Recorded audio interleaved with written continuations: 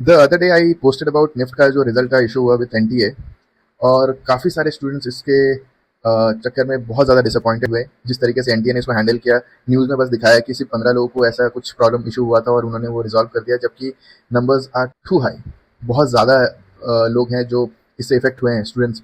But it is disappointing, मतलब कि किसी बड़े न्यूज़ पोर्टल ने इमीडिएटली इसे पिक नहीं किया। बाद में कुछ कुछ लोगों ने इसको हाईलाइट करने की कोशिश की, शायद उसी की वजह से एनटीए ने ये ऑफिशियली बोला कि सिर्फ 15 लोगों का इशू था और हमने इसको रिजॉल्व कर दिया है। But the truth is not that. And my point here is कि एनटीए ने इस बार खराब तो कर दिया, एक नहीं बहुत सारे एग्जाम किए, बट उस वजह से इतने सारे स्टूडेंट्स अब ऑलरेडी डिमोटिवेटेड और डिसअपॉइंटेड हो गए हैं। कुछ कुछ तो ऐसे स्टूडेंट्स हैं जो अब कंसिडर भी नहीं कर रहे हैं कि अगले साल वो दोबारा से एग्जाम देंगे just to take an attempt.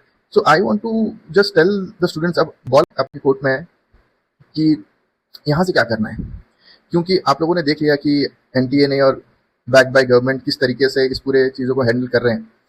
दो I know the admission process is going on, आप लोग उस पर पार्टिसिपेट कर रहे हो और you are with all your disappointment and stress and anger and frustration, you're still participating in the admission process. Of course you do not have any other choice, पर आप ये भी ध्यान रखो कि दिस इज योर फ्यूचर, मतलब कि this is how you want to see your future, इस तरीके से mismanaged.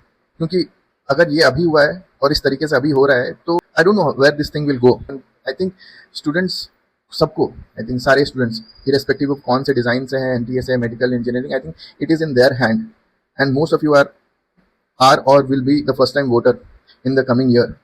So make sure that you take a good decision, very decisive decision, कि ये चीज़ें बदलें, ठीक है, अपने लिए, खुद के लिए बदलें, ठीक है। क्योंकि अगर ये हमने बहुत लाइटली ले लिया ना, अरे ठीक है वट एवर हैपन्स हैपन्स, ऐसा तो होता रहता है, no, you see what has happened.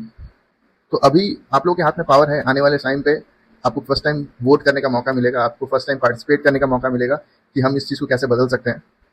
Please make sure that you do what is required, बहुत ज़रूरी है।